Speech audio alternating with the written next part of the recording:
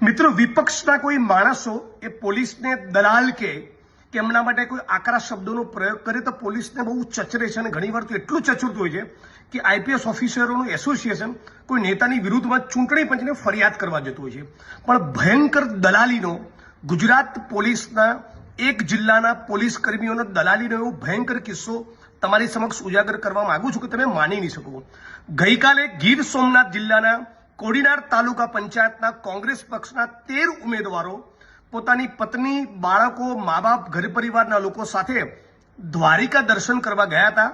ત્યાં એક હોટલમાં રોકાયા હતા.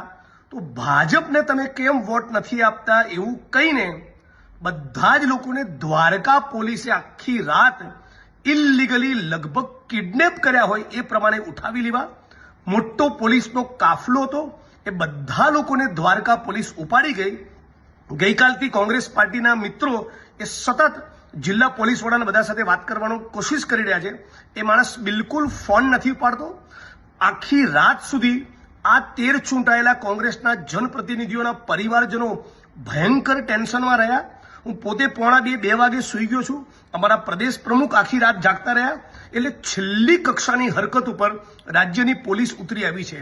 ભારતીય જનતા પાર્ટીની તાલુકા પંચાયત સીધી રીતે ના બનતી હોય તો કોંગ્રેસના ચૂંટાયેલા જનપ્રતિનિધિઓના બકાયદા કિડનેપ કરવા, ગેરકાયદેસર એમની અટકાયત કરવીને કોઈ પણ ઓફેન્સ, કોઈ પણ ગુનો દાખલ થયેલો નથી.